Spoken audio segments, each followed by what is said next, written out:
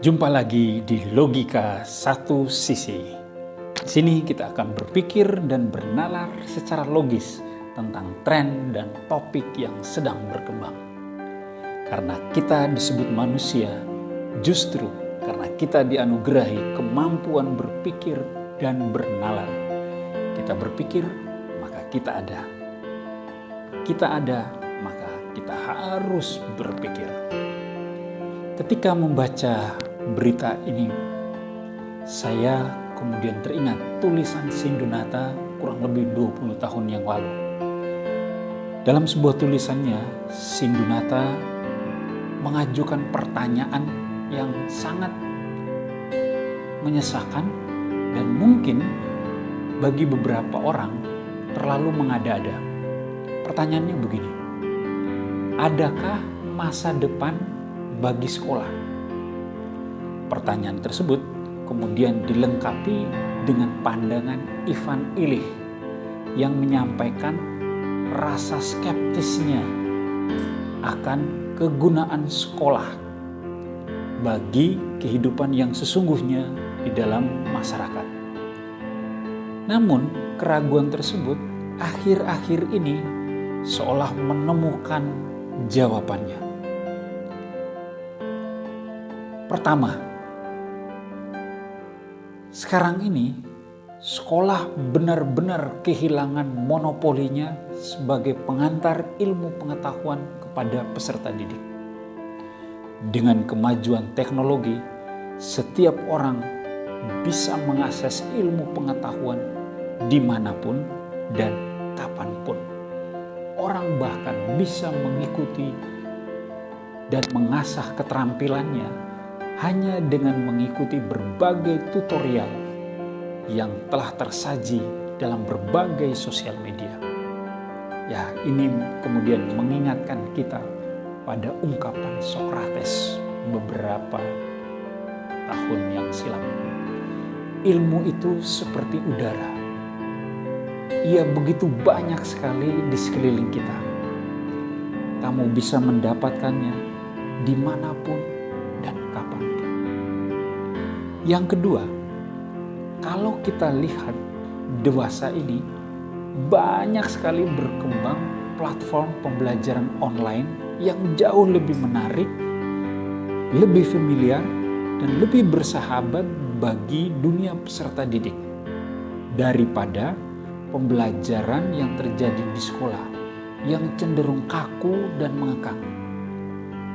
Tidak mengherankan karena orang seringkali mengatakan bahwa sekolah itu adalah institusi yang paling malas dan paling lamban untuk berubah.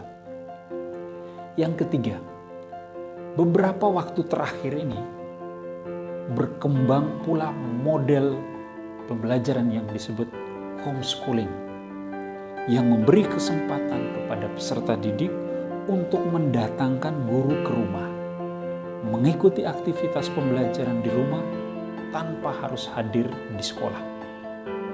Kehadiran homeschooling dapat kita lihat sebagai sebuah bentuk perlawanan terhadap aktivitas pembelajaran di sekolah yang kaku, menekan kebebasan, bahkan kurang menghargai kemampuan peserta didik.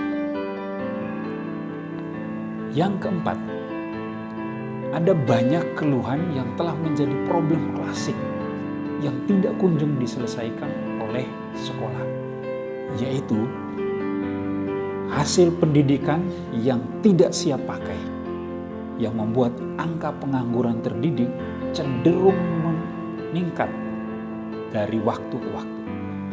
Kita lihat data BPS, Badan Pusat Statistik tahun 2018 misalnya menunjukkan bahwa pengangguran dari lulusan SMK mencapai 8,92%. Sementara diploma, entah diploma 1, 2, dan 3, mencapai 7,92%. Yang kelima, dewasa ini mulai terjadi pada beberapa perusahaan yang tidak lagi mensyaratkan ijazah dalam proses rekrutmen pegawainya. Mereka justru lebih mencari orang-orang yang memiliki kemampuan yang dibutuhkan perusahaan dan tidak peduli apa ijazah. Fakta-fakta tersebut membuat orang semakin skeptis terhadap kegunaan sekolah. Fakta-fakta tersebut membuat sebagian orang bertanya, untuk apa bersekolah?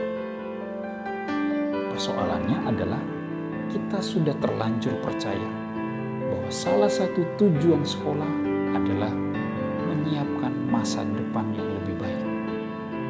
Maka mau tidak mau, sekolah harus merombak total praksis pembelajarannya.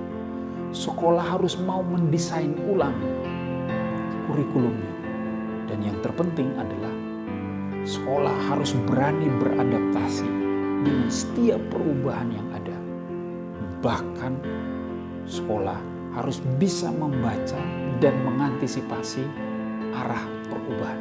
Lalu di tengah perjalanan bahkan harus berani melangkah untuk keluar dari frame yang ada.